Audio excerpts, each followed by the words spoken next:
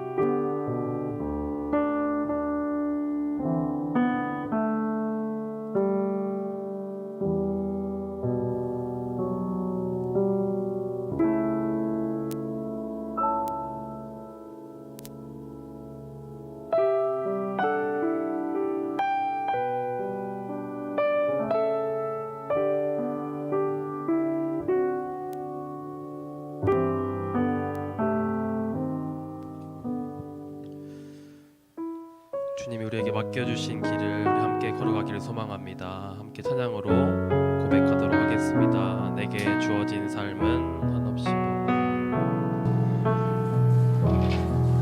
내게 주어진 삶이 한없이 먹어 또 의심하며 마음 흔들려도 또 의심하며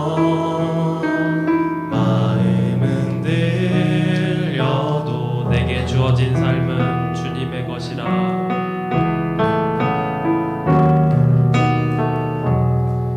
내게 주어진 삶은 주님의 것. 그 믿음으로 이 길을 걸으리. 그 믿음으로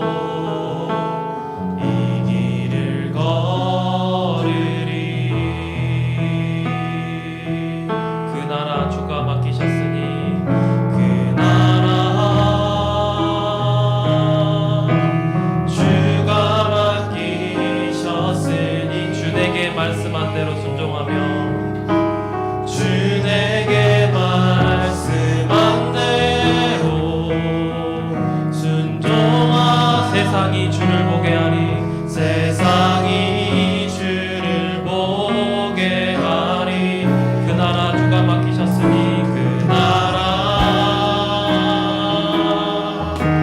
주가 맡기셨으니 부르신 자리 섬기며 부르신 자리 섬 주만 예배하리 주만 예배하 주 곁에 설 때까지 주 곁에 설 때까지 다시 한번 찬양합니다. 내게 주어진 삶이 한없이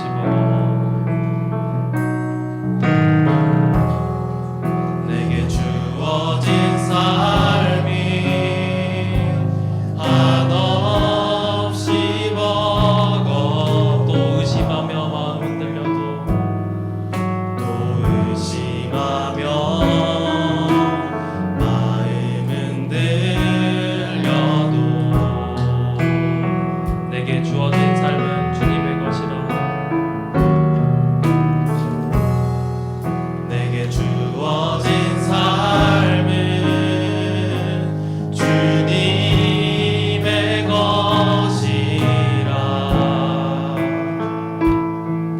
그 믿음으로 이 길을 걸으리 그 나라 주가 맡기셨으니 그 나라 주가 맡기셨으니 주 내게 말씀한 대로 순종하며 세상이 주를 보게 하리 그 나라 주가 맡기셨으니 부르신 자리 섬기며 주만 예배하리 주 곁에 설 그 나라 주가 맡기셨으니 주 내게 말씀한 대로 그 나라 주가 맡기셨으니 주 내게 말씀한 대로 순종하며 세상이 주를 보게 하리 그 나라 주가 맡기셨으니 부르신 자리 섬기며 주만 예배하리 주 곁에 설 때까지 포로된 그 나라 시대에 물동이를 이고 하루하루를 버티던 그 이름 없는 사람을 기억하길 원합니다. 그에게 주어진 삶은 우리 오늘 찬양했던 것처럼 한없이 버겁고 늘 마음이 흔들리는 자리였지만 그는 하나님의 나라를 소망하면서 그 자리를 꿋꿋이 지키고 그 어떤 한순간에 주님의 나라를 위하여 쓰임을 받았습니다. 우리 또한 그 사람처럼 한없이 버거운 인생을 살아가지만 하나님 우리에게 맡겨주신 그 자리에서 감사를 회복하며 주님의 나라를 소망하며 살기를 소망합니다. 주님 오늘도 그런 우리에게 함께 하실 줄 믿습니다. 함께 찬양으로 고백하도록 하겠습니다.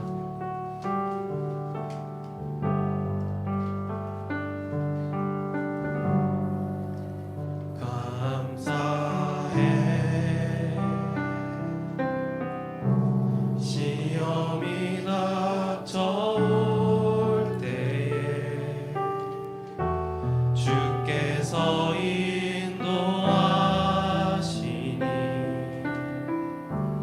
두려움 없네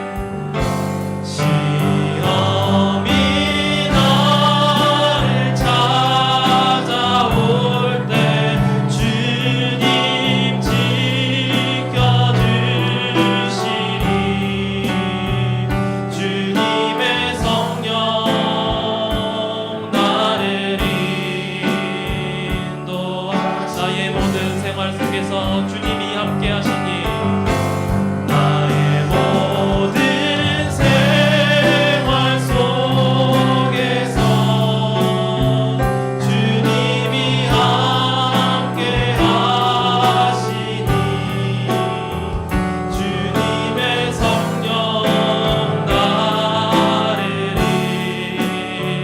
인도하시니 시험이 나를 찾아올 때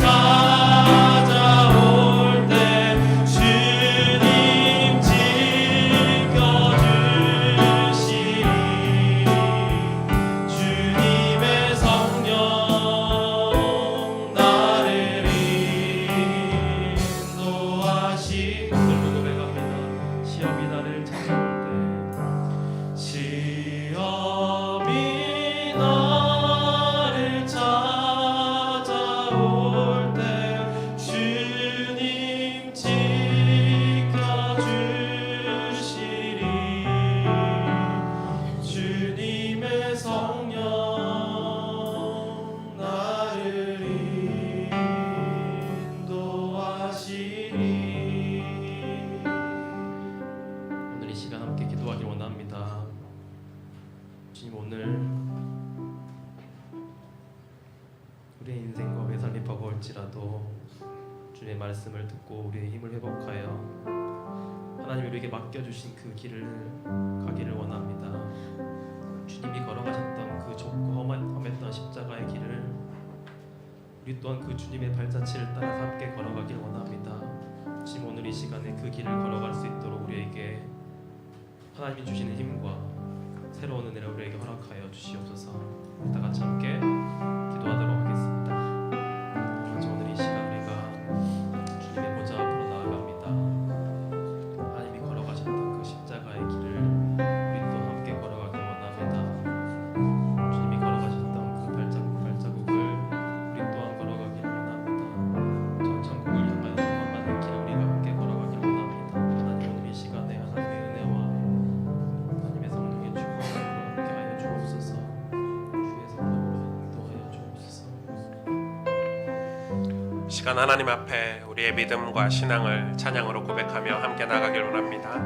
목마른 사슴,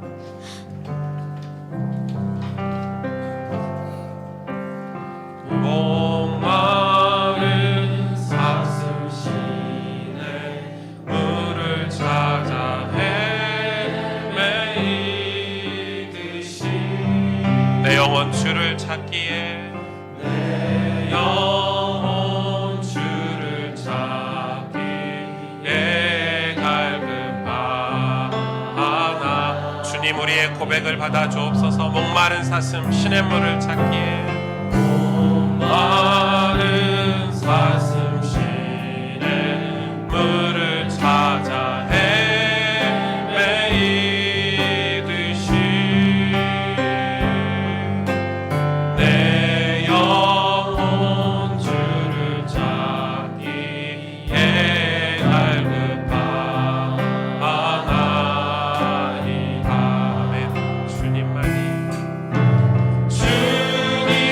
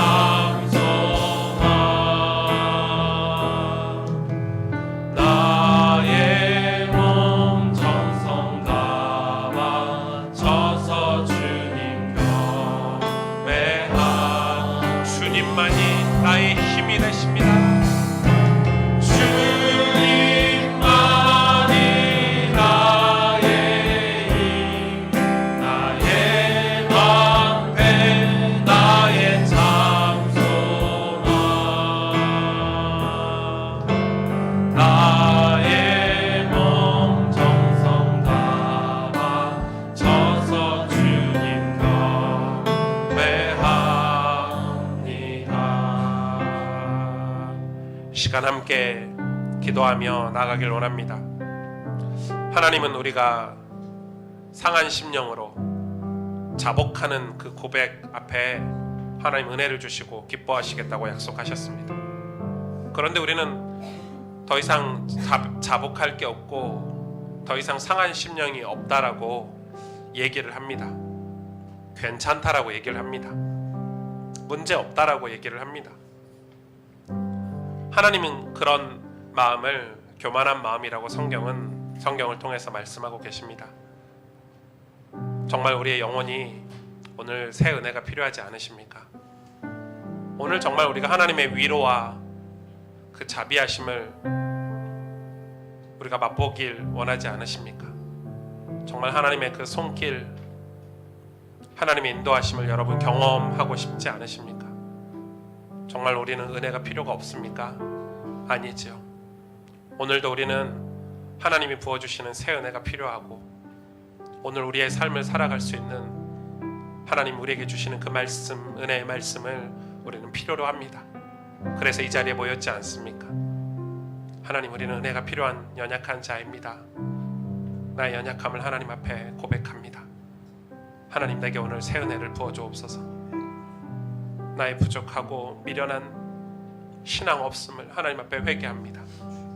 하나님, 내가 다시 이 길을 걸어갈 수 있도록 오늘 나에게 새 힘을 공급하여 주옵소서. 우리 정말 간절한 마음으로 이 고백 하나님 앞에 드리기를 원합니다. 함께 기도하겠습니다.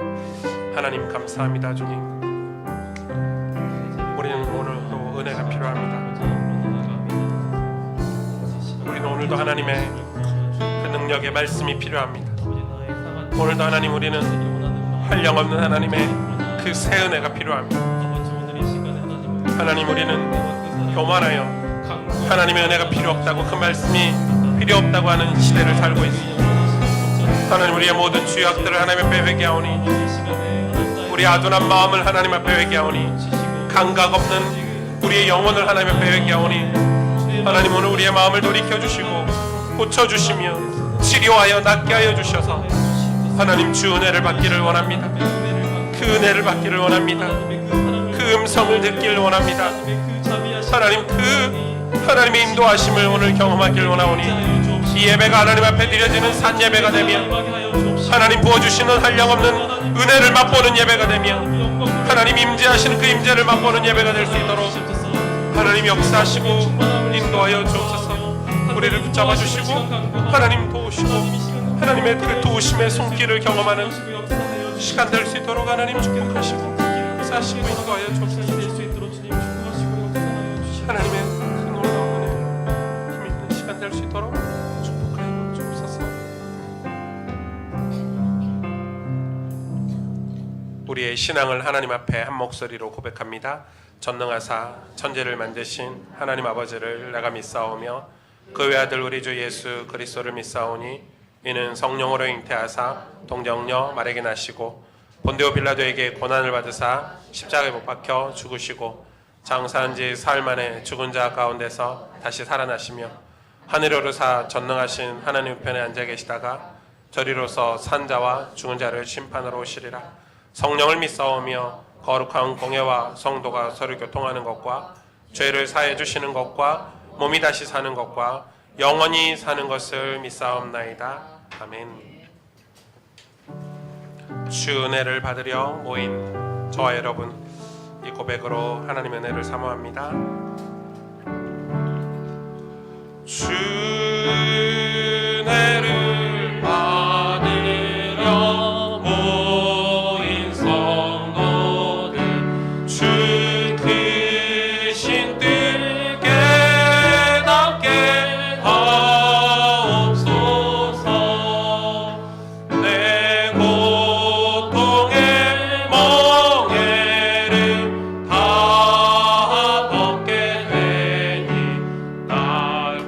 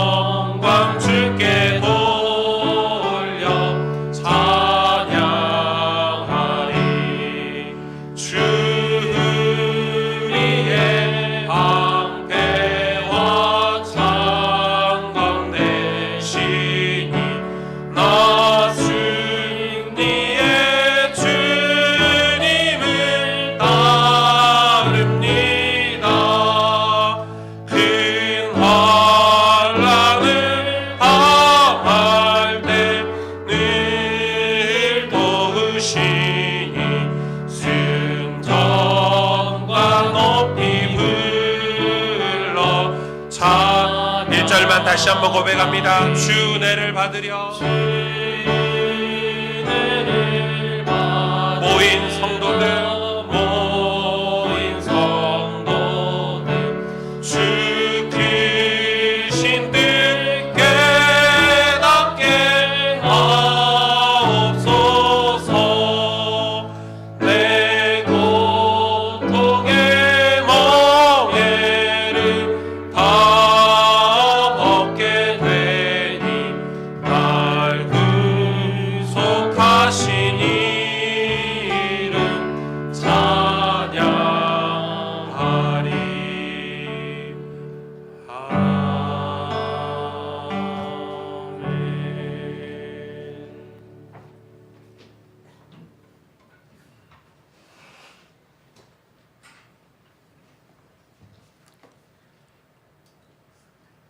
평안을 너희에게 끼치노니 곧 나의 평안을 너희에게 주노라. 내가 너희에게 주는 것은 세상이 주는 것과 같지 아니하리라. 너희는 마음에 근심하지도 말고 두려워하지도 말라. 사랑의 하나님, 우리를 사랑하셔서 죄 가운데에 있지 않고 주님과 동행하는 삶을 살 수 있도록 인도해 주셔서 감사합니다. 하지만 세상 가운데에서 살아가다 보면 우리는 너무 연약하여 주님이 함께 하신다는 것을 잊어버리고 세상 것들에 휩쓸려 몸과 마음을 빼앗길 때가 너무나 많습니다. 우리가 교회에 있을 때뿐만 아니라 어디에 있든지 세상 기준이 아닌 예수님이 기준이 되는 삶을 살고 싶습니다. 눈에 보이는 것들에 흔들리지 않고 매 순간 주님만 바라보며 주님의 영광을 위해 살아가길 원합니다. 주님이 주시는 은혜 가운데 거하고 주님을 닮아가는 삶을 살 수 있도록 인도해 주세요. 말씀을 전하시는 오승주 목사님과 동역하시는 두 분 목사님, 네 분 전도사님에게 성령의 충만함을 주셔서 사역하시는 데 부족함이 없도록 인도해 주시고 예배를 위해 수고하는 모든 손길들에게 하나님께서 복에 복을 더해 주세요. 지금 이 시간 2층에서는 유치, 초등, 중고등부 예배를 드리고 있습니다. 아이들이 하나님의 말씀을 깨닫고 세상 지식보다 먼저 하나님을 알 수 있는 지혜를 주세요. 이 예배에 오지 못한 가스펠교회 성도들이 어디에 있든지 말씀 붙잡고 예배의 축복을 누릴 수 있도록 하나님께서 함께해 주세요. 지금 드리는 이 예배를 통해 각자에게 주시는 하나님의 말씀을 깨달을 수 있도록 해주시고 하나님의 은혜가 모두에게 임하도록 성령께서 역사해 주세요. 예배 마치는 시간까지 사단이 틈타지 않고 성령만 역사할 수 있도록 함께해 주실 걸 믿으며 지금도 살아서 역사하시는 예수님 이름으로 기도했습니다. 아멘.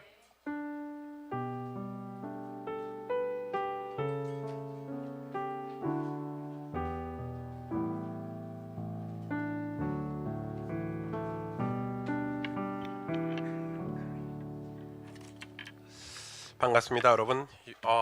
벌써 6월이네요. 1년의 절반이 이렇게 훅 지나가고 세월이 진짜 빠른 것을 느낄 수 있습니다. 네, 곧 월드컵도 오죠. 그래서 4년이 또 금방 지나가는 것 같고 시간이 얼마나 빠른지요. 오늘 그 빠른 시간 속에서 오늘 또 6월 한 달 동안 우리가 하나님 앞에 예배를 통해서 하나님 주신 은혜 또 말씀을 통해서 새 힘을 얻는 그런 시간이 되시기를 원합니다. 마가복음 14장입니다.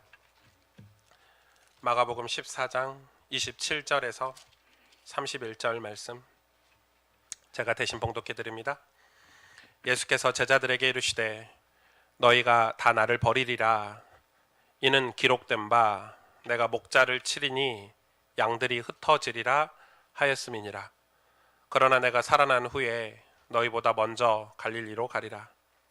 베드로가 여짜오되 다 버릴지라도 나는 그리하지 않겠나이다. 예수께서 이르시되 내가 진실로 내게 이르노니 오늘 이 밤 닭이 2번 울기 전에 내가 3번 나를 부인하리라. 베드로가 힘있게 말하되 내가 주와 함께 죽을지언정 주를 부인하지 않겠나이다 하고 모든 제자도 이와 같이 말하니라.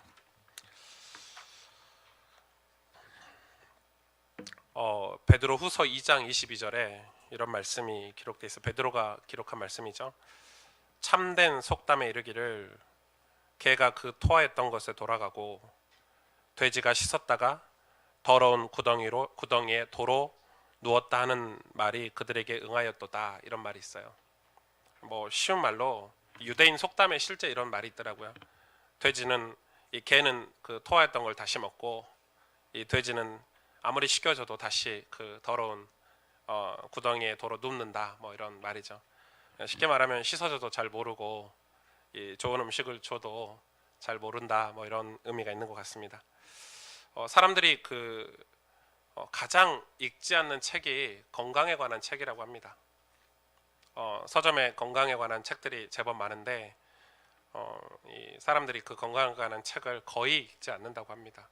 뭐 자기계발서나 뭐 소설이나 뭐 시나 뭐 온갖 그 책들은 다 읽지만은 건강에 관한 책들은 절대 읽지 않는다고 하죠. 뭐 음식에 관한 책, 건강에 관한 책 읽지 않고, 이 건강에 관한 책은 그런데 시중에서 제법 많이 팔리거든요. 누가 주로 사서 읽죠? 아픈 사람이. 건강을 잃어버린 사람이 건강에 관한 책을 사서 읽는다고 하죠. 사실 조금 늦은 감이 있죠. 많이 늦은 감이 있죠. 여러분 다 아시다시피 이 아이폰을 만든 스티븐 잡스가 이 노년에 이 암에 걸려서 생을 마감했는데, 그가 암에 걸려서 가장 후회했던 이야기가 사람들이 일 좀 그만하고 건강을 좀 챙겨 했던 말을 귀담아 듣지 않아서 그 말을 제일 후회한다, 이렇게 얘기했던 것을 제가 기사로 본 적이 있습니다. 너무 일을 많이 하고 너무 많이 성공을 위해서 살다가, 여러분 스티븐 잡스가 얼마나 성공했습니까? 아마 뭐 재산만 해도 뭐 수십조가 되지 않겠습니까? 그런데 건강을 잃어버려서 그게 다 무슨 소용이 있고 아무 소용이 없고. 근데 이게 비단 건강에 관한 얘기를 제가 하려고 하는 게 아니라 영적인 것은 그거보다 훨씬 더 중요하다는 것입니다. 천국에 대해 그렇게 말을 해도 사람들이 잘 믿질 않습니다. 내세가 있다는 것을 수도 없이 이야기를 해도, 천국과 지옥이 있다는 것을 수도 없이 얘기해도 먼 미래처럼 생각을 하는 모양입니다. 여러분, 우리의 죽음이 먼 미래 같습니까? 영적인 축복에 대해서 그렇게 말을 해줘도 사람들이 잘 귀담아 듣지 않습니다. 새기지 않습니다. 더 심하게 얘기하면 하나님에 대해서도 마찬가지입니다. 하나님에 대해서 그렇게 가르쳐주고 알려주고 말해줘도 잘 와닿지 않는 모양입니다. 하나님이 너를 축복하고 너를 사용하겠다 해도 사람들이 잘 믿지 않습니다. 내가 너를 축복하겠다, 내가 너를 사용하겠다, 이렇게 말을 해도 사람들이 잘 이렇게 귀담아 듣지 않습니다. 신앙생활은 여러분 목표가 굉장히 중요합니다. 어떤 목표를 가지고 우리 인생을 살아가느냐는 그 인생이 다 달라질 수 있겠죠. 그런 모양이나 그런 과정이나 이런 것들이 다 달라질 수가 있겠습니다. 신앙생활도 마찬가지죠. 이 목표가 굉장히 중요합니다. 저는 그 신앙생활 하는 분들의 그런 목표, 뭐 기도 제목 이런 거를 들어보면 굉장히 놀랍습니다. 경이롭습니다. 왜냐하면 전부 다 제자가 되겠다, 뭐 세계복음 하겠다, 뭐 엄청난 전도자가 되겠다, 뭐 이런 얘기들을 아주 서스름 없이 이렇게 하는 것을 많이 봤고, 실제 저도 그런 사람 중에 하나였습니다. 저도 젊을 때는 제가 5대양 6대주를 다 돌아다니면서 복음을 전하고 전 세계를 제가 복음화하고 뭐 이런 사실 지금 생각하면 말도 안 되는 그런 말들을 쉽게 하고 다녔었는데, 사람들이 다 제자가 되겠다고 뭐 전도자가 되겠다고 이렇게 얘기들을 합니다. 그런데 중요한 것은 과정이 없습니다. 제자는 되고 싶은데 과정은 싫은 겁니다. 하나님의 축복은 받고 싶은데 그 과정은 싫다 합니다. 그 말은 그 목표가 허언이라는 것을 증명해 주는 거죠. 그 목표가 사실이 아니라는 것을 증명해 줍니다. 사람들이 이야기하는 제자가 되겠다, 하나님의 축복을 받겠다는 말은 거짓임을 증명하는 거겠죠. 왜냐하면 그 과정을 싫어하고 그 과정으로 들어서지 않기 때문에 그렇습니다. 그러나 지혜로운 신자들, 믿음의 사람들은 그 과정을 두고 항상 기도하고 사모하고 그 과정으로 가기를 두려워하지 않습니다. 그것을 믿음이라고 하죠. 그 믿음을 가지고 사는 사람들을 이야기합니다. 그래서 하나님께 영광 돌리기 위해서 이 과정을 성실하게 해내는 것을 믿음이라고 하죠. 믿음이 없는 사람을 하나님 기뻐하시지 않는다고 합니다. 우리가 과정을 겪지 않으면 믿음이 필요가 없습니다. 그렇죠? 과정이 필요하기 때문에 그 과정을 걸어가기 하기 위해서 하나님 우리에게 주신 선물이 바로 믿음인 것입니다. 이게 없으면, 이 올바른 목표와 올바른 과정이 없으면 교회를 다니는데 교회 와서 뭘 해야 될지를 사람들이 모릅니다.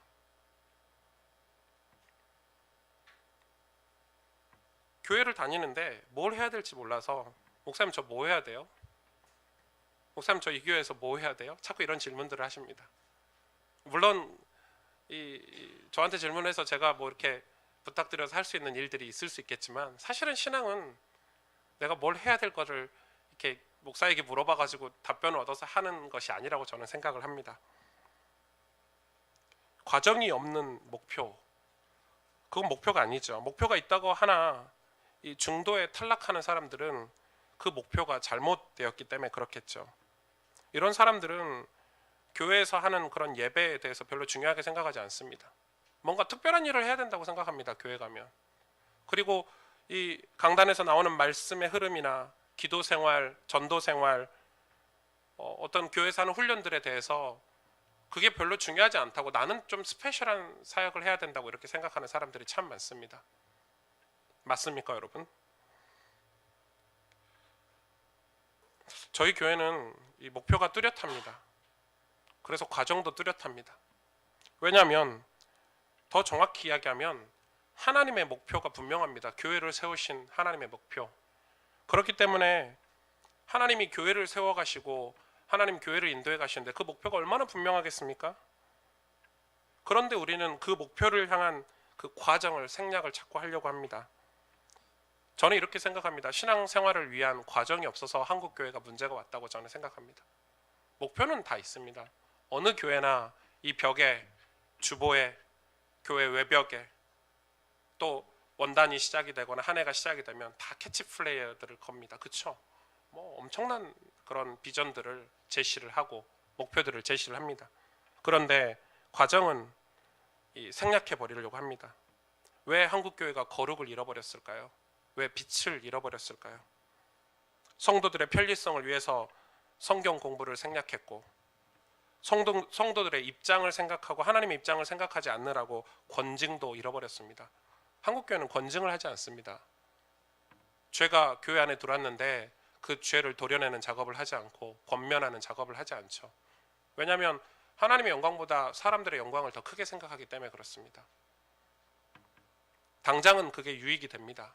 당장은 사람이 많이 모이고, 당장은 사람들의 귀에 달콤하고, 그러나 우리 한 세대가 지나서 교회는 다 무너질 것입니다. 교회의 양적 성장을 위해서 예배의 본질도 바꿔버렸습니다. 사람들이 듣기 좋은 예배, 사람들이 기분 좋은 예배, 사람들이 원하는 예배로 한국교회가 바꿔가기 시작했습니다. 하나님에게는 관심이 없습니다. 하나님이 어떤 예배를 원하시는지, 하나님이 어떤 예배를 기뻐 받으시는지는 별 관심이 없습니다. 그런 과정들을 다 생략하고 놓쳐버렸기 때문에 이 영광스러운 하나님이 주신 축복들도 다 놓치고 있다고 저는 확신합니다. 그런 과정들이 다 생략되어 현재 많은 성도들은 어떤 상황인지 여러분 아시죠? 예수님을 믿는다고 하나 복음을 모르는 자들이 태반이고, 교회 중직자나 목회자라고 하나 성경을 모르는 자들이 태반이고, 뭐 교회를 사랑한다고 하지만은 교회에 등 돌리는 사람들이 태반이고, 제가 지금 하는 얘기가 너무 큰 그림이라고 생각하실지 모르겠습니다. 그러나 분명한 것은 사실입니다. 팩트입니다. 우리는 늘 과정을 충실하게 이행할 수 있어야 됩니다. 당장 우리 교회가 앞으로 무슨 일을 할지, 어떤 방향으로 갈지 하나님께서 말씀을 통해서 다 주실 것입니다. 하나님이 인도하시는 교회니까요. 그렇다면 우리는 그런 과정을 잘 준비해야 하고 그 과정에 참석할 수 있어야 됩니다. 그게 믿음입니다. 오늘 이 부분을 베드로를 통해서 살펴보려고 합니다. 오늘 본문은 예수님이 베드로에게 네가 닭 2번 울기 전에 3번 나를 부인할 거다라고 예언하는 장면이죠. 그래서 베드로가 펄펄 뜁니다. 막 난리가 났습니다. 주님, 섭섭한 말씀을 저에게, 저는 제 목숨을 다해서 제 목숨을 내놓을지언정 그럴 일은 절대 없습니다 했더니 나머지 제자들도 베드로가 갑자기 그러니까 저희들도 마찬가지입니다. 뭐 이런 그냥 아주 단순한 그런 장면입니다. 그러나 이 말씀을 통해서 나중에 베드로가 어떻게 저렇게 쓰임 받는 사람이 됐고 하나님 앞에 귀한 사람이 됐을까, 어떤 과정을 거쳤을까를 좀 살펴보려고 합니다. 제일 먼저 오늘 27절, 28절을 보실까요? 예수께서 제자들에게 이르시되 너희가 다 나를 버리리라. 이는 기록된 바, 이 기록된 바 이거는 스가랴서의 말씀이죠. 스가랴서에 예언되어 있죠. 내가 목자를 치리니 양들이 흩어지리라 하였음이니라. 그러나 내가 살아난 후에 너희보다 먼저 갈릴리로 가리라. 이렇게 말씀하고 계십니다. 이 스가랴서 예언을 예수님이 인용을 하셨습니다. 목자가 목자를 치면 양들이 흩어지리라. 당연하겠죠. 그거를 이 예언을 예수님 오늘 이야기를 하셨습니다. 너희가 다 나를 버릴 것이다. 이렇게 제자들에게 얘기한 것입니다. 근데 28절에 보니까 내가 살아난 후에 너희보다 먼저 갈릴리로 가리라. 이렇게 얘기하고 있습니다. 예수님이 무슨 말씀입니까? 살아난다는 말은 부활을 얘기하고 있죠. 지금 예수님이 십자가 사건을 지금 제자들에게 말을 하고 있습니다. 내가 죽고 살아날 것이다. 내가 죽고 너희들이 흩어질 것이고 내가 살아나서 다시 너희보다 먼저 갈릴리로 갈 것이다. 그 말은 제자들이 갈릴리로 간다는 걸 알고 계셨던 것이죠. 그래서 이 십자가 사건을 이 예수님의 죽음과 고난, 부활을 암시하는 장면입니다. 베드로와 제자들은 전혀 그거에 대해서 지금 둔한 상황이죠. 오늘 이 말씀은 예수님께서 십자가 사건을 말씀하시는 건데 마태복음 2장 22절에 23절에 여러분 찾아보시지 않아도 좋습니다. 예수님은 어디서 나셨죠? 갈릴리 지방에 태어나셨죠. 갈릴리 지방에서도 여러분 너무 잘 아시죠? 나사렛이라는 동네에 태어나셨습니다. 이 갈릴리에서 주로 예수님이 3년 동안 활동을 하셨습니다. 아니 30년 동안 사셨죠. 주로 이 갈릴리에서 어린 시절을 보내고 청년의 시절을 보내셨습니다. 그런데 이 갈릴리를 이 마태복음 4장에 보니까 이렇게 묘사를 하고 있습니다. 사망의 땅, 그늘진 땅 이렇게 묘사를 하고 있습니다. 다시 말해서 이 갈릴리는 이 고난과 고통, 눈물 있는 땅, 그 정서적으로 그 지역적으로도요. 갈릴리는 제일 가난하고 우리도 그런 지역이 있지 않습니까? 뭐 우리나라에서는 어느 지역을 그렇게 표현하는지 제가 이렇게 딱 집어서 말씀 못 드리겠습니다. 여러분 혹시 거기서 오셨을 수 있으니까 우리나라도 그런 지역이 있지 않습니까?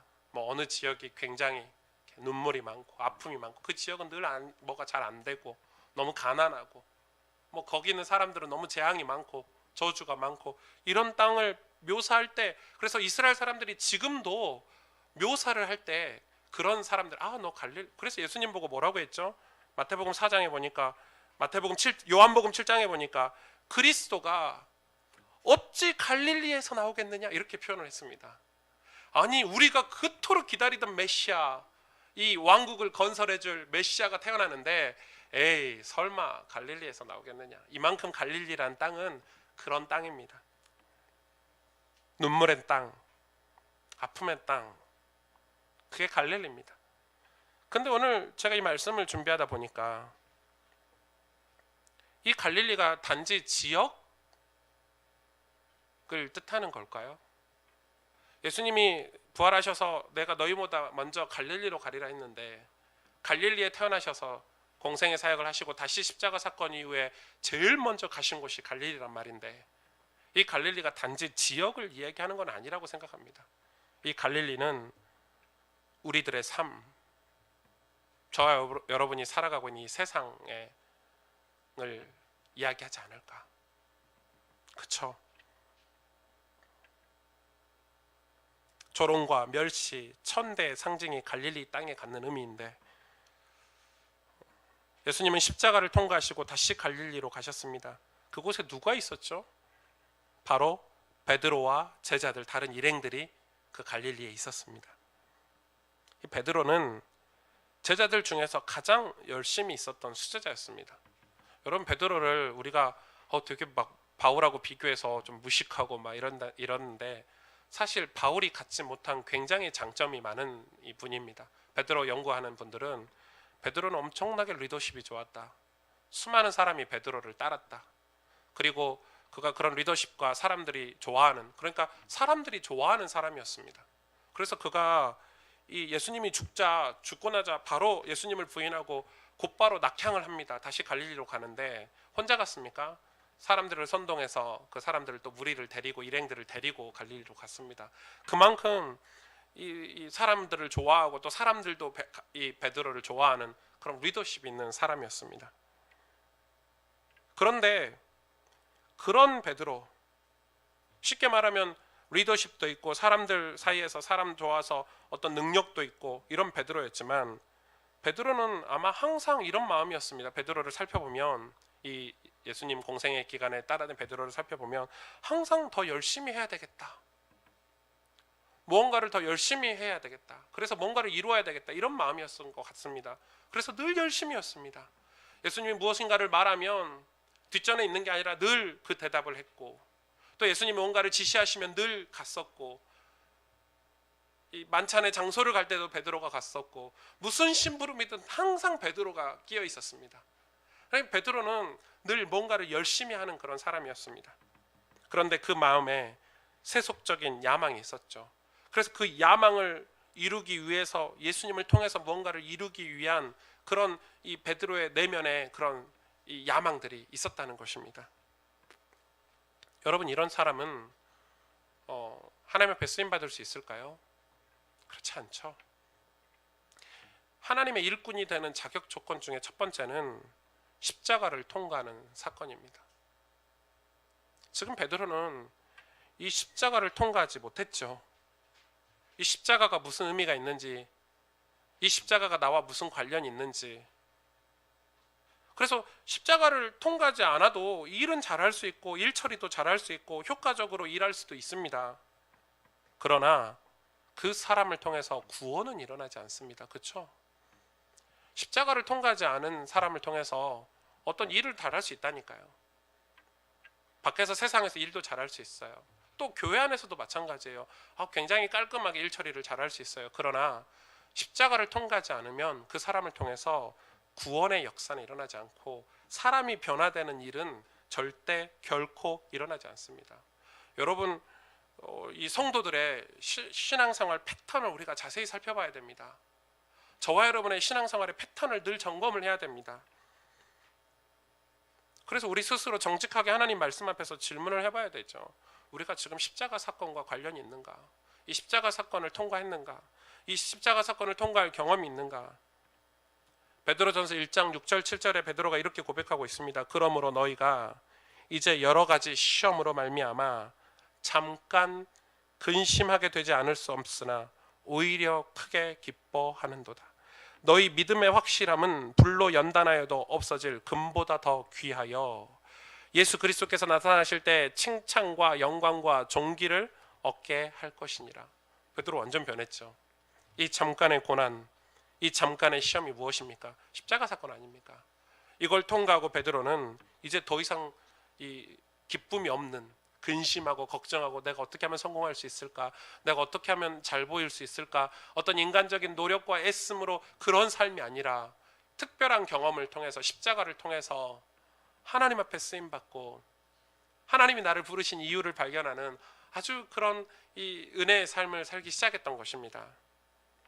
신앙생활을 하다 보면 사람이 좋고 모이는 것이 즐겁고 또 인격도 좋고 뭐 그렇게 될 수 있습니다. 교회 안에서도 그럴 수 있죠. 그러면 때가 되면은 뭐 선거도 해서 일꾼도 되고 뭐 중직자도 될 수 있습니다. 마음에 감동이 전혀 없어도 얼마든지 종교적인 일꾼이 될 수 있다는 것입니다. 그런데 한 번도 십자가의 예수님이 내 죄를 해결하셨다는 것을 고백한 적이 없다면 그것은 문제가 됩니다. 여러분, 신앙의 적은 역설적일 수 있는데 상식적이고 교양적인 걸 수도 있습니다. 신앙의 적은요. 그래서 무서운 종교인들이 많습니다. 많아지고 있습니다. 십자가를 모르는 종교인들이 많아지고 있습니다. 굉장히 상식적이고 굉장히 이 센시티브하고 굉장히 합리적이지만 십자가를 경험하지 않아서 여러분 두렵지 않으십니까? 목사가 그런 목사가 있다고 생각해 보십시오. 그래서 여러분, 사람으로서는 목사를 존경하고 좋아할 수 있지만 목사의 마음에 십자가의 감동과 은혜가 없다고 생각해 보십시오. 거듭난 경험이 없다고 생각해 보십시오. 목사에게 그런 영적인 감동이 없다고 생각해 보십시오. 여러분 십자가 앞에 절망을 경험한 적 있으십니까? 내가 진짜 죄인이구나. 내가 정말 망해야 되는 사람이구나. 그 절망을 여러분 경험한 적 있으십니까? 그게 없으면 무서운 종교인이 될 수 있습니다.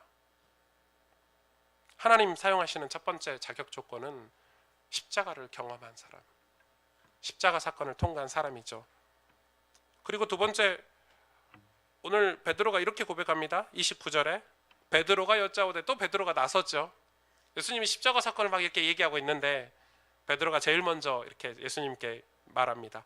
다 버릴지라도, 아주 베드로는 이렇게 영리한 건지 이 지혜로운지 그 11명의 제자를 한 방에 보내버립니다. 다 버릴지라도 나는 그리하지 않겠나. 이런 사람들 있죠. 남을 짓밟으면서 나를 돋보이게 하는 사람들.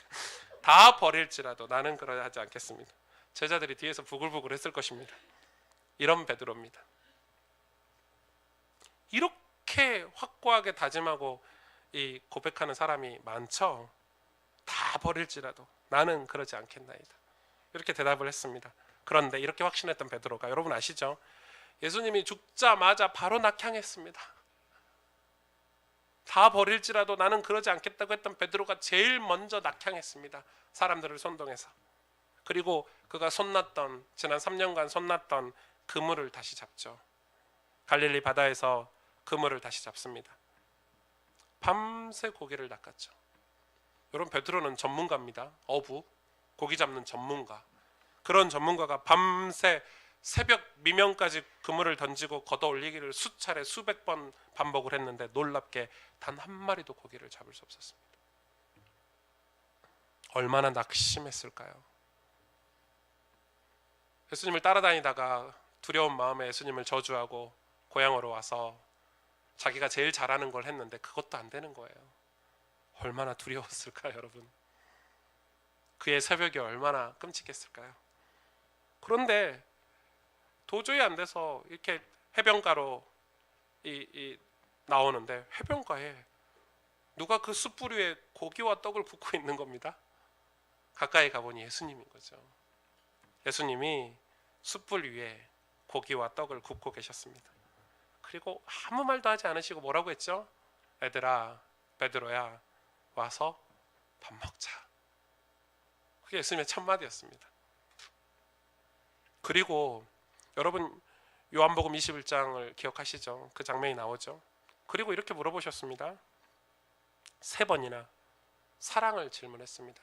물론 그 첫 번째, 두 번째, 세 번째, 첫 번째, 두 번째와 세 번째 사랑의 단어는 다릅니다. 그 사랑의 단어 자체가 다릅니다. 번역은 다 사랑으로 번역, 러브로 번역했지만 이 첫 번째, 두 번째 사랑과 세 번째 사랑의 그 원어 본문의 그 사랑은 좀 다르죠. 그건 뭐 지금 설명할 필요는 없고요. 주님이 3번이나 물어봤습니다. 뭘 물어봤죠? 사랑을 질문했습니다. 아니, 야, 잘 준비했어? 야, 너 내 말이 맞지? 3번이나 배반한다고 그랬지? 뭐 이런 걸 물어봤을 거고, 아니 뭘 준비했어? 이런 걸 물어봤을 것 같은데 주님은 사랑을 물어봤습니다. 베드로가 근심했죠. 근심하여 가로되 내가 주를 사랑하는 줄 주님이 아십니다. 근심하여 가로되. 세 번째 질문 앞에 베드로가 근심하여 가로되 내가 주님을 사랑하는 줄 아십니다. 이렇게 답변을 했습니다. 이 말은 여러분 잘 들어보십시오. 그때서야 베드로가 드디어 깨달은 것입니다. 뭘 깨달았습니까? 나는, 내 자신은 주님을 사랑할 수 없구나를 깨달은 말입니다. 나는 절대 주님을 버리지 않겠다 이렇게 얘기했는데 나는 주님을 절대 버릴 수 없는 존재가 아니구나. 나는 주님을 절대 사랑할 수 있는 존재가 아니구나. 무슨 말입니까? 주님이 날 사랑하지 않으면 나는 주님을 사랑할 수 없구나를 깨달은 것입니다. 여러분 이 요한복음 21장의 이 사랑에 대한 단어에 대한 이 설교를 나중에 하겠지만 이건 내가 주님을 사랑하는 게 아닙니다. 베드로가 여기서 꺾인 것입니다. 신앙은 두 단계라고 하죠. 신앙의 시작 단계는 내가 어릴 때 신앙은 자기가 붙잡은 것이 신앙이었습니다. 그러나 나중에는 주님께 붙들림 받는 게 신앙이 됩니다. 어릴 때는 자기 마음대로 자기 혈기대로 신앙생활을 합니다. 그렇죠?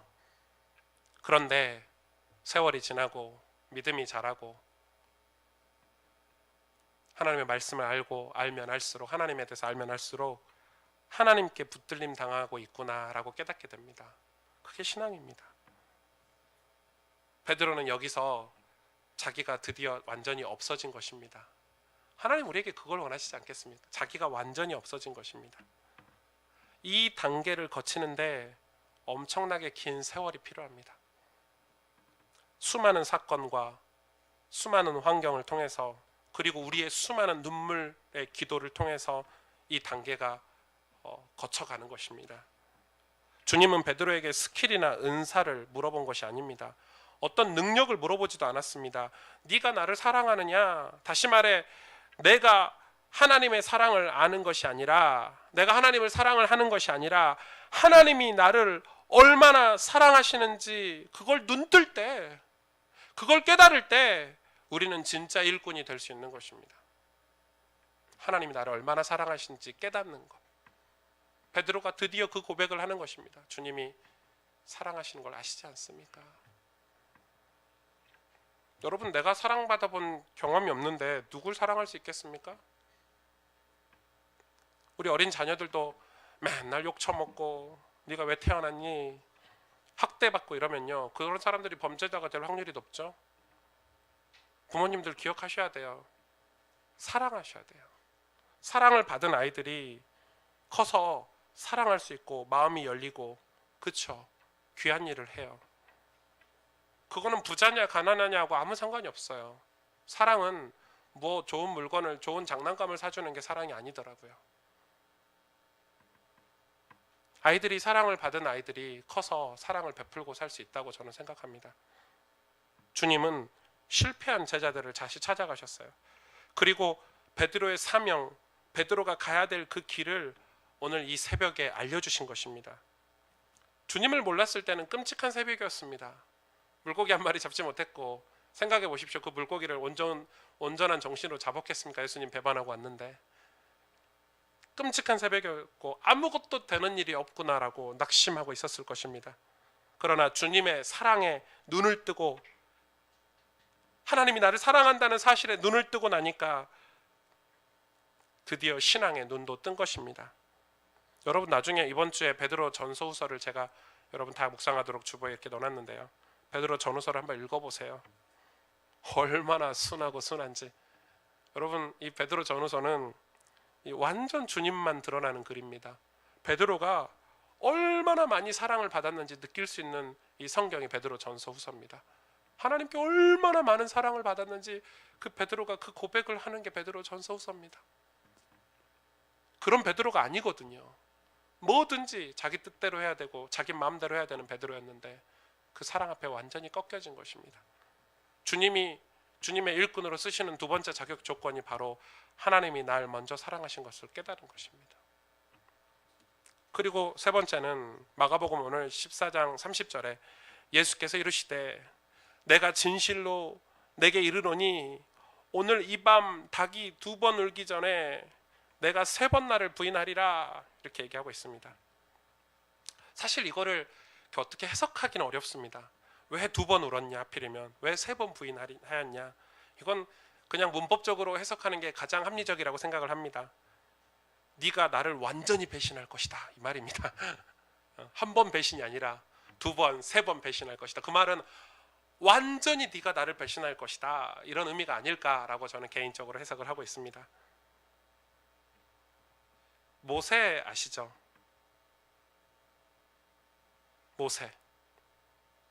모세가 하나님의 백성인데 애굽의 왕자로, 하나님의 섭리로 이렇게 어린 시절 보내졌죠. 그래서 그 나이 40세가 됐을 때까지 무려 40년 동안 거의 완벽한 삶을 다 살았습니다. 성경 기록에만 봐도 그가 문물을 다 겸비했다고. 문물을 다. 겸비했다고 기록하고 있습니다. 그리고 굉장히 아름다운 사람이 되었다라고 기록돼 있죠. 이 한 나라를 책임질 왕으로 세상의 모든 것을 다 갖추었다라고 기록돼 있습니다. 여러분, 남자가 40세에 그런 걸 다 갖추기가 쉽지 않습니다. 그런데 모세는 40세에 이 한 나라를 이끌 지도자로 다 준비가 된 것입니다. 모든 걸 다 갖추었습니다. 그런데 모세에게 한 가지가 없었습니다. 그게 뭐죠? 영적인 축복이 없었습니다.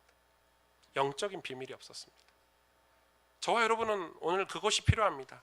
나라의 운명을 짊어질 대단한 모세였지만 그가 40세에 실수로 살인하게 됩니다.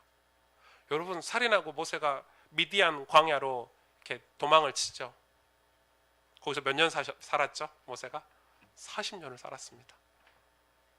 말이 미디안 광야지 그냥 완전히 범죄자로 숨어서 지낸 것입니다. 마침 거기서 이드로 장로를 만나서 그 밑에서 살았죠. 근데 이게 말이 이드로 장로 밑에서 양을 치면서 살았지 완전 남의 집 생활하는 거 아닙니까? 식객이죠, 식객. 종노릇하면서 살았습니다.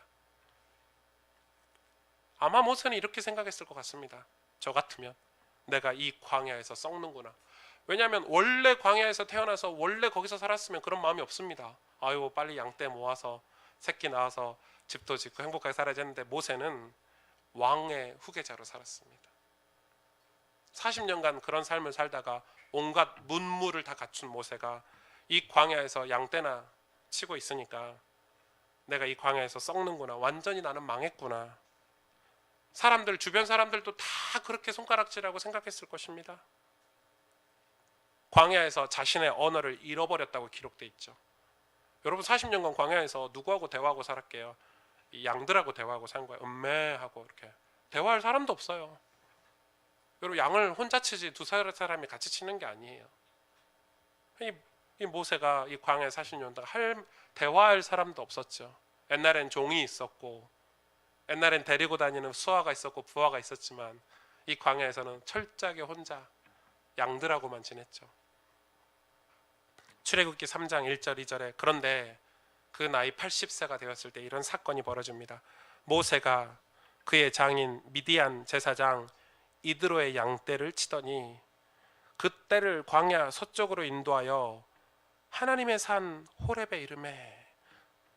진짜 중요한 메시지입니다. 이거는 저는 빨리 신약 설교를 마치고 구약 설교를 너무 하고 싶은데 언제가 될지 모르겠습니다만은 하나님이 그의 마음을 하나님의 산 호렙으로 인도한 거죠. 여호와의 사자가 떨기나무, 이 떨기나무는 그냥 흔한 잡초 같은 나무입니다. 그 광야에서 자란 아주 흔하디 흔한 특별한 나무가 아닙니다. 이 떨기나무는 그냥 이 배서 이 땔감으로 쓰는 그냥 흔하디 흔한 그런 잡초 같은 나무죠. 떨기나무 가운데로부터 나오는 불꽃 안에서 그에게 나타나시니라. 그가 보니 떨기나무에 불이 붙었으나 그 떨기나무가 사라지지 아니하는지라. 신기한 현상이 벌어진 거죠. 떨기나무에 막 불이 막 타고 있는데 나무가 그대로 있는 거예요. 모세가 봤을 때 말이에요.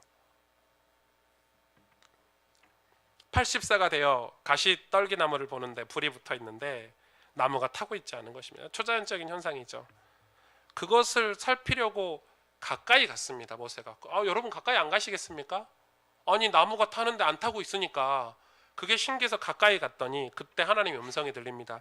그게 5절에서 8절입니다. 하나님이 이르시되 이리로 가까이 오지 말라. 내가 선 곳은 거룩한 땅이니 내 발에서 신을 벗으라. 또 이르시되 나는 내 조상의 하나님이니 아브라함의 하나님, 이삭의 하나님, 야곱의 하나님이니라. 모세가 하나님 배웁기를 두려워하여 얼굴을 가리매 여호와께서 이르시되 내가 애굽에 있는 내 백성의 고통을 분명히 보고 그들이 그들의 감독자로 부르짖음을 듣고 그 근심을 알고 내가 내려가서 그들을 애굽인의 손에서 건져내고 그들을 그 땅에서 인도하여 이렇게 말씀하고 있습니다. 갑자기 40년 만에 하나님이 갑자기 나타나셔서 일단 너 가까이 오지 마. 너 신부터 벗어. 무슨 말이죠? 내 종이 돼야 돼. 너 신부터 벗어. 신을 벗는다는 것은 구약 시대 그 부족 국가에서는 종이라는 표현, 아주 자신을 낮추는 행위입니다. 신을 벗어. 내가 너를 사용하겠다. 그런데 지금 어둠 가운데 고통당하는 내 백성이 때가 되어 내가 그들을 애굽 땅에서 건질 텐데 내가 너를 사용하겠다. 갑자기 나타나셔서 그렇게 말씀하셨습니다. 그런데 그때 모세가 이렇게 얘기했습니다. 아닙니다. 아니 40년 전에 저를 쓰시든지 이제 광야에서 늙은이가 다 되고 언어도 다 잃어버렸습니다. 제 생활이 어땠는지 아십니까 하나님? 저는 모든 기능을 다 잃어버렸습니다. 불가능합니다. 그때 하나님 말씀하시죠. 그래서 너를 쓰는 거다. 너의 기능, 너의 스펙, 너의 실력을 내가 쓰려고 온 것이 아니다. 그것으로 할 수 있는 일이 아니다.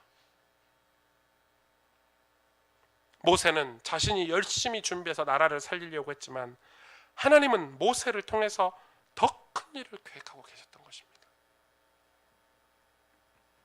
베드로 역시 마찬가지입니다.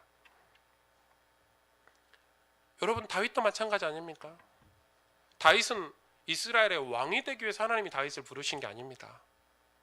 이스라엘 역사 속에 그냥 한 왕, 몇 년부터 몇 년까지 통치한 위대한 왕이야, 강력했던 왕이야 라고 다윗을 쓰시려고 다윗을 여러분 광야에 보내셨습니까? 아니죠. 다윗을 통해서 다른 일을 하시려고, 베드로를 통해서 그냥 베드로가 이 제자들에게 리더십을 발휘하고 성실하고 열심히 일을 해서 어떤 모임을 조직하고 어떤 교회를 세우려고 베드로를 부르신 게 아니라는 것입니다. 베드로가 왜 이 고난과 좌절과 낙심을 겪어야 되는지 오늘 예수님이 베드로에게 답변을 해주시는 것입니다. 그것이 바로 영적인 축복입니다. 교회 다니는 사람들이, 하나님의 종들이, 하나님의 백성들이 영적인 축복을 모르고 산다면은 그건 100% 종교인입니다. 하나님이 나를 통해서 하시려고 하시는 것이 내가 소망하고 간절히 바라는 그 영적인 축복이 우리 삶에 없다면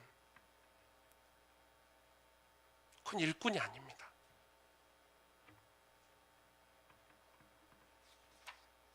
베드로는 자기가 못한다고 했습니다. 모세도 자기가 못한다고 했습니다. 심지어 다윗도 광야에서 나는 할 수 없다라고 얘기했습니다. 그 말은 엄청나게 교만의 말입니다. 여러분, 영적인 축복은 하나님의 축복입니다. 그래서 믿음이 필요한 거지 기능이, 능력이, 자신감이 필요한 게 아닙니다. 영혼을 살리고 양육하고 하나님의 교회를 세우는 일은 믿음으로 할 수 있는 영적인 축복입니다. 하나님은 이 일을 위해서 이 일을 할 수 있는 일꾼을 찾으시는 것입니다. 여러분, 이 세 가지가 베드로가 통과했던 과정들이었습니다. 오늘 31절에 우리는 베드로를 통해서 한 가지를 깨달아야 됩니다. 베드로가 힘있게 말하되 내가 주와 함께 죽을지언정 주를 부인하지 않겠나이다 또 얘기하고 있죠. 하고 모든 제자도 이와 같이 말하니라. 베드로가 힘있게 얘기했습니다. 여러분, 힘있게 말했다고 기록되어 있죠. 그 말은 주님, 저는 주님을 배반하지 않겠습니다. 내가 죽으면 죽었지 주님을 부인하지 않겠습니다 라고 말했는데, 그때 모든 제자도 자기들도 뒤져지면 안 되니까 모든 제자도 이와 같이 말하니라 이렇게 기록되어 있죠. 분위기를 아시겠죠? 저는 베드로를 통해서 이 몇 가지를 깨달았습니다. 사실 그 깨달음을 말씀드리기 전에 사실 오늘 이 베드로의 고백은 본심이었습니다. 본심. 내가 주와 함께 죽을지언정 주를 부인하지 않겠습니다. 이건 허언이 아닙니다. 본심인 본심. 그리고 이 고백은 베드로만의 고백도 아니고 제자들의 고백이기도, 이거 다 본심입니다. 예수님을 3년이나 따라다닌 제자들이 이게 본심이 아니겠습니까? 저도 그랬습니다. 저도 젊을 때 신학교 다니고 20대 때 이런 고백 수도 없이 했습니다. 오직 예수, 오직 믿음, 오직 세계복음, 내 생명 이 한 몸 다 바쳐서 주를 위해 살겠다라고 저도 수도 없이 고백했습니다. 여러분, 목사가 그냥 되는 거 아니지 않습니까? 그런 고백을 수도 없이 했습니다. 저는 거의 20대 때 교회에 살았습니다. 전 교회밖에 몰랐습니다. 오직 교회. 교회에서 하는 일은 한 번도 거절한 적이 없습니다. 아니, 거절이 무엇입니까? 교회에서 뭐 할 일 있나 하루 종일 교회에 기다렸다니까요. 아, 그래 뭐 장로님들 청소 시작하려고 그러면 저도 가서 청소하고, 교회에서 뭐 심부름할 거 있으면 심부름하고, 권사님들 김장한다 그러면은 봉고차 가지고 배추 사러 같이 가고, 뭐 이런 청년이 있나 이랬을 겁니다. 그런 열심이 있었습니다. 그런데 그것 때문에 저는 화도 많이 냈습니다. 그렇게 하지 못하는 사람들을 보면서 답답함을 느꼈습니다. 죽어라 뛰었기 때문에. 그게 마치 베드로와 같은, 제가 서울에 와서 진짜 많이 느끼는 것은 서울 사람과 지방 사람이 다르다는 것입니다. 오해하지 마십시오. 제가 지방에서, 시골에서 전도사 목사를 할 때는 제가 뭐 이렇게 가타부타 설명을 잘 안 합니다. 제 성격이. 그래서 설교하면서 아, 우리 다음 주에 교회 뭐 이렇게 새가족 초청장치 합시다 이렇게 말하면, 예를 들어서 그런 말하면 저와 끝나고 나서 저한테 와서 물어보는 사람이 없습니다. 당연히 하는 줄 알고 다 알아서 준비하고 이렇게 심부름하고 뭐 이렇게 합니다. 저희 팀과 저희 제자들에게 이렇게 뭔가를 이렇게 던져주면 뭐 자기들끼리 회의하고 준비하고 막 이렇게 합니다. 그런데 서울에서는 절대 그러면 안 된다는 것을 깨닫고 있습니다. 제가 뭔가를 이렇게 이슈를 주면 사람들이 그거 왜 하는데요? 이렇게 물어봅니다. 그리고 두 번째 질문은 그럼 저는 뭘 해야 됩니까? 이렇게 물어봅니다. 제 역할은 무엇인가요? 그래서 제가 상세하게 설명을 해주면은 그 다음 답변이 재밌습니다. 고민해 볼게요. 그리고 그 자리에 나타나지 않습니다. 그게 서울 사람들입니다. 오해하지 마십시오. 그런데 제가 왜 이야기를 드리냐면, 하나님께서 저의 그릇을 깨고 있다는 걸 느끼고 있습니다. 생각해 보십시오. 오승주 제 수준으로 목회를 하면 여러분이 얼마나 고생하겠습니까? 교회는 제 성격상 뭐 깔끔하게 행정도 하고 어떤 모임을 잘 만들 수도 있겠죠. 그러나 하나님이 이 교회를 통해서 진짜 하시려고 하시는 빛을 전하고 거룩을 회복하고 생명을 살리는 일은 할 수 없을지도 모릅니다. 제가 요 몇 년간, 지난 2, 3년 동안 제 마음에 기도하는 제목입니다. 하나님이 일하시는 교회. 여러분의 가정을 제가 살릴 수 있겠습니까? 여러분의 자녀들을 제가 축복할 수 있겠습니까? 하나님이 축복해 주셔야죠. 하나님이 살려 주셔야죠. 제가 뭐 오승주 목사가 배운 지식과 경험으로 목회를 하면 뭐 어느 정도는 할 수 있겠지만, 진짜 하나님 나라에 이 땅에 헌신하고 이 땅에 빛이 되고 거룩을 회복하고 죄와 싸우고 신실한 제자들이 일어나는 교회를 할 수 있겠습니까? 못합니다. 그래서 저는 지난 몇 년간 철저하게 깨달은 한 가지가 있는데, 내가 진짜 할 일은, 목사가 진짜 할 일은 목회를 하는 게 아니라, 사역을 하는 게 아니라 은혜를 받는 거구나. 날마다 십자가를 통과해야 되는 거구나. 그래서 하나님의 사랑을 늘 경험하고 사는 거구나. 그 안에서 하나님 주시는 영적인 축복들을 찾아서 심부름하고 헌신하는 것이구나. 여러분, 그게 진짜 은혜라는 걸 알게 됐습니다. 그게 얼마나 큰 축복이라는 걸 알게 됐습니다. 베드로가 이렇게 고백을 하죠. 베드로 후서 3장 14절에서 18절에 그러므로 사랑하는 자들아, 너희가 이것을 바라보나니 주 앞에서 점도 없고 흠도 없이 평강 가운데서 나타나기를 힘쓰라. 또 우리 주의 오래 참으심이 구원이 될 줄로 여기라.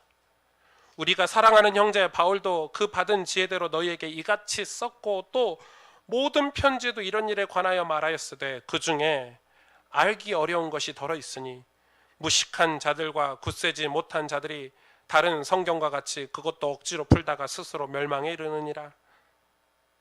그러므로 사랑하는 자들아, 너희가 이것을 미리 알았은즉 무법한 자들의 미혹에 이끌려 너희가 굳센 데서 떨어질까 삼가라. 여기서부터 같이 읽어볼까요? 시작. 오직 우리 주 곧 구주 예수 그리스도의 은혜와 그를 아는 지식에서 자라가라. 영광이 이제와 영원한 날까지 그에게 있을지어다. 아멘. 우리는 몇 가지 기억을 해야 됩니다. 첫째는 주님 앞에서 살아야 됩니다. 여러분, 하나님 앞에서 우리가 살아야 됩니다. 그래야 우리가 점도 없고 흠도 없이 살아갈 수 있습니다. 하나님 앞이 아니면 그렇게 살 수가 없습니다. 주 앞에서 살아야 구원을 향해서 살아갈 수 있습니다. 주 앞에서 살아야 하나님의 지혜로 살아갈 수 있고 하나님의 인도하심을 받을 수 있습니다. 그래서 우리의 중심은, 우리의 신앙의 어떤 중심은 하나님 앞에서 살아가는 신앙의 중심을 가지고 있어야 됩니다. 호람대화하십시오. 그러면 다 해결이 됩니다. 두 번째는 그 하나님 앞에서 살아가는 방법이 말씀입니다. 그죠? 말씀의 은혜가 우리의 안에 항상 있어야 됩니다. 말씀을 몇 장 읽었냐, 성경을 몇 장 읽었냐, 오늘 설교를 몇 번 들었냐가 기준이 되면 안 됩니다. 성경을 1도겠냐 2도겠냐가 기준이 되면 안 됩니다. 그건 또 율법으로 돌아갈 확률이 높습니다. 내가 말씀의 은혜 안에 있나, 내가 하루를 살면서, 내가 내 남편과 대화하면서, 내 아내와 대화하면서, 내 자녀를 교육하면서 말씀의 은혜가 내 안에 머물러 있는가, 그게 기준이 되면 됩니다. 그것 때문에 성경을 많이 읽어야 되면 많이 읽으십시오. 그것 때문에 한 장을 가지고 깊이 묵상을 해야 된다면 깊이 묵상을 하십시오. 그것 때문에 설교를 깊게 여러 번 들어야 된다면 여러 번 들으십시오. 기준은 말씀의 은혜가 내 안에 있느냐인 것입니다. 성경을 여러분 마음대로 푸시면 안 됩니다. 자기 지식으로 성경을 해석하면 큰일 납니다. 우리가 이렇게 함께 예배드리고 교회에서 말씀에 관한 훈련들을 합니다. 그 성실하게 그 과정이 따라야 여러분 신앙이 자랍니다. 결코 지름길이 없습니다. 하나님의 영광은 결코 지름길이 없습니다. 그래 여러분 뭐 신천지나 뭐 이런 데 가서 지름길이 있는 것처럼 이 막 성경 공부하는 거에 대해서 아주 여러분 주의하셔야 됩니다. 아 이거 하면 축복받을 수 있어. 아 이거 하면 당신이 스페셜한 뭐 특별한 삶을 살 수 있어. 그렇지 않습니다. 그래서 굳센 데서 오히려 떠나가 버립니다. 우리는 지혜가 필요합니다. 지혜가 무엇입니까? 그리스도를 아는 지혜. 그렇죠? 그거는 성경밖에 없습니다. 마지막으로 우리는 과정을 놓치지 않아야 됩니다. 신앙생활 하면서 과정을 놓치지 마십시오. 그 과정이 무엇입니까? 저는 그 과정을 한 단어로 새 은혜라고 확신합니다. 우리에게는 은혜가 필요합니다. 새 은혜. 아침마다 저녁마다 말씀을 통해서 주시는 새 은혜.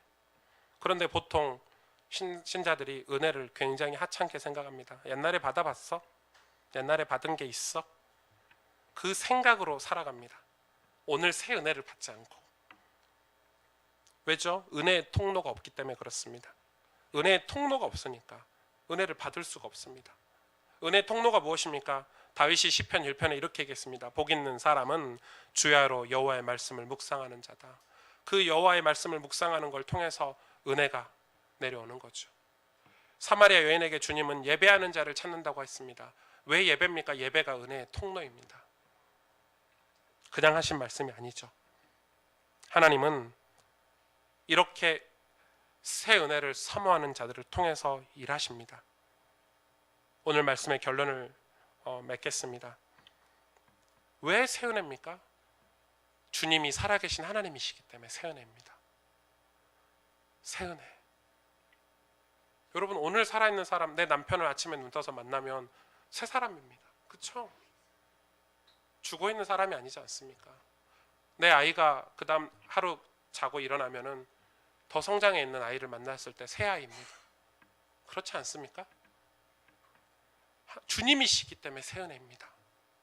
죽은 신이 아닙니다. 저 죽어있는 나무를 섬기는 게 아닙니다. 물 떠다 놓고 비는 그런 잡신을 섬기는 게 아닙니다. 살아계신 하나님을 우리가 섬기기 때문에 새 은혜인 것입니다. 아침마다 그 하나님을 만나시고 밤마다 그 하나님을 만나셔서 은혜를 받으셔야 됩니다. 그래서 우리는 은혜의 종착역이 되어서는 안 됩니다. 은혜가 내 대에서 멈춰버리면 안 됩니다. 은혜는 흘러가야 됩니다. 여러분 내가 은혜가 종착역이 된다면 그런 저주 같은 인생이 어디 있겠습니까? 이 은혜가 내 자녀들에게, 우리 이웃들에게, 우리 교회 안에 흘러가는 은혜의 통로가 되시기를 바랍니다. 결코 은혜의 종착역이 돼서는 안 됩니다. 그래서 우리가 날마다 새 은혜를 받아야 되는 것입니다. 우리는 베드로처럼 이것을 깨달아야 됩니다. 베드로가 드디어 깨달았죠. 아, 내가 하는 일이 아니구나. 나중에 성령을 받고 그가 하나님 앞에 귀하게 쓰임받는 사도로 쓰임받았을 때 그가 깨달았을 것입니다. 여러분에게 그런 은혜가 있기를 원합니다. 여러분 영적인 축복을 소망하시고 그것 때문에 날마다 십자가의 사건을 통과하시고 무엇보다 정말 그 어떤 무엇보다 그 하나님이 나를 사랑하신다는 사실을 여러분 소망하시기를. 그래서 이 과정을 통해서 하나님의 영광스러운 이 복음을 위해서 쓰임받는 복된 자녀들 되시기를 주님의 이름으로 축복합니다. 함께 기도하겠습니다.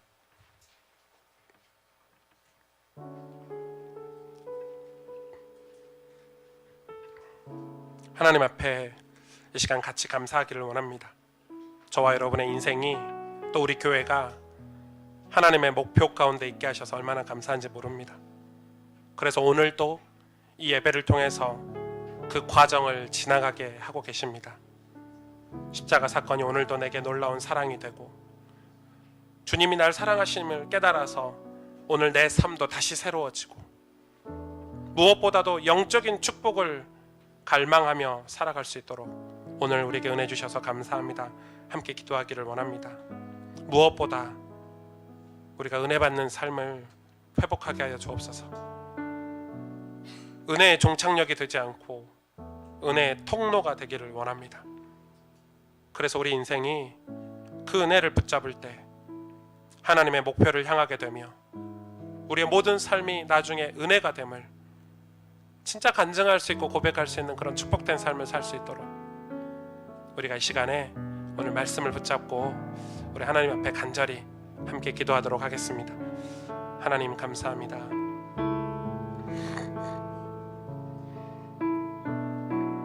하나님의 은혜가 우리에게 임하기를 원합니다.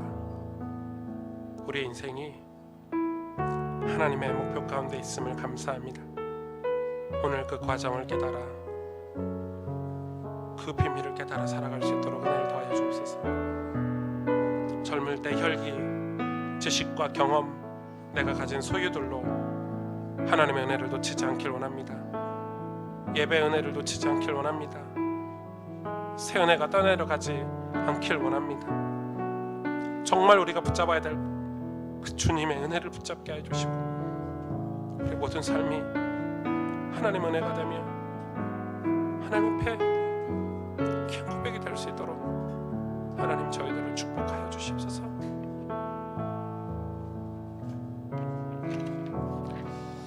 우리 이 시간 다 같이 일어나셔서 이 마지막 찬양 고백 드릴 텐데요. 정말 주님이 우리의 소망이 되고 주님에게서 모든 우리 인생의 축복들이 다 나온다는 것을 여러분 믿으십니까?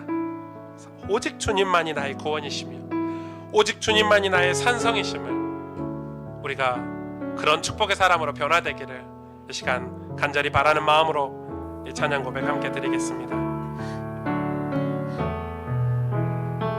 나의 영혼이 잠잠히 나의 영혼이 잠잠히 하나님만 바라며 나의 구원이 그에게서 나는도다. 나의 영혼아 잠잠히 나의 영혼아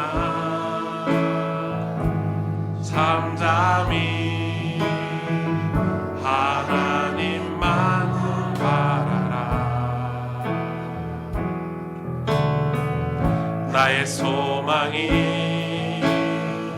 저에게서 나는도다.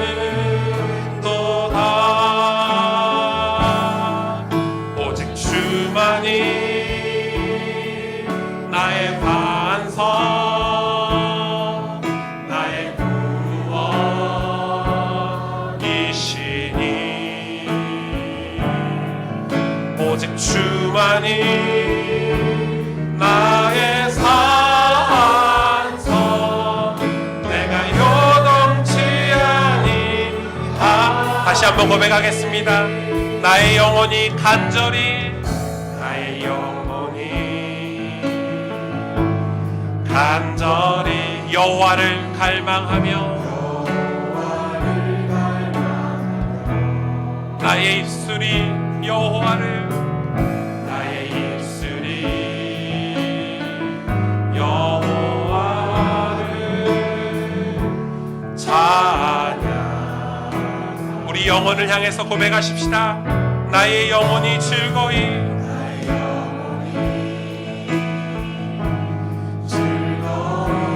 여호와를 따르리니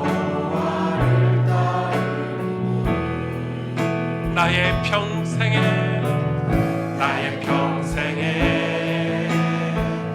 여호와를 송축하리. 아멘. 오직 주만이 나의 반석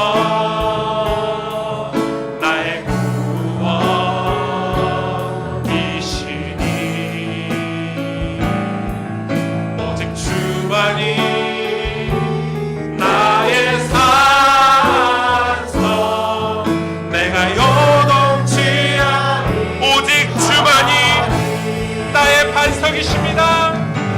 주만이 나의 반석 나의 구원이시니. 아멘. 오직 주만이 나의 산성 내가 요동치 아니하리.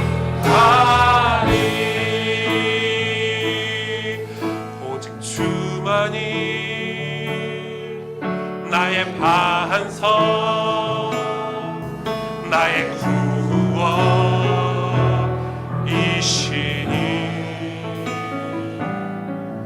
오직 주만이 나의 산석 내가 요동치 아니하리.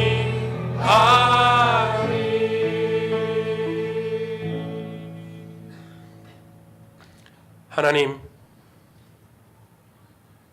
우리의 인생을 하나님의 목표 가운데 있게 하시니 감사드립니다. 하나님의 목표를 깨달아 우리가 지금 하나님 앞에 예배드리고 있음을 감사드립니다. 하지만 하나님, 그 과정을 이해하지 못하고 외면하고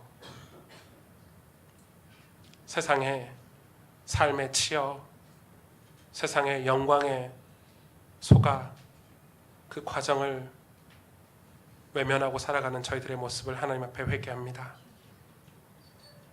십자가 사건을 회복하게 하여 주시고 주님이 날 사랑하시는 그 사랑으로 내 삶이 날마다 하나님 앞에 새롭게 세워지게 하시며 무엇보다 영적인 축복을 위해서 우리를 부르신 하나님, 그 영적인 축복을 갈망하며 소망하며 살아가게 하여 주옵소서. 하나님, 정말 우리가 새 은혜를 받기를 원합니다. 하나님 앞에서 살기를 원합니다. 하나님의 말씀 안에서 살기를 원합니다. 우리가 그렇게 살아갈 때 하나님, 베드로를, 모세를, 다윗을, 수많은 믿음의 사람들을 통해서 하나님 당신의 영광을 드러내신 것처럼 우리 인생, 우리의 모든 삶이 우리의 훗날 은혜라고 고백할 수 있도록, 하나님 앞에 귀하게 쓰임받았다라고 간증할 수 있도록, 그런 축복을 받도록 하나님 우리를 붙잡아 주옵소서. 이제는 우리 구주 예수 그리스도의 은혜와 하나님 아버지의 그 크신 사랑하심과 성령 하나님의 내주 인도 교통하심이 베드로를 통해서 깨달은 이 기회한 영적인 축복을 붙잡고 하나님 앞에서 당신의 그 말씀의 은혜 안에서 그 새 은혜를 날마다 놓치지 않고 살아가길 원하는, 그래서 우리 인생이 하나님 앞에 귀히 쓰임받고 하나님의 영광이 되며 또 세상 사람들에게 빛이 되고 거룩이 되는 그런 축복을 소망하길 원하는 사랑하는 가스펠교회 모든 성도들 위해, 사랑하는 가스펠교회 모든 가정 위해, 사랑하는 가스펠 성도들의 자녀들, 부모, 형제들 머리 위에 이제로부터 영원토록 항상 함께 계실지어다. 아멘.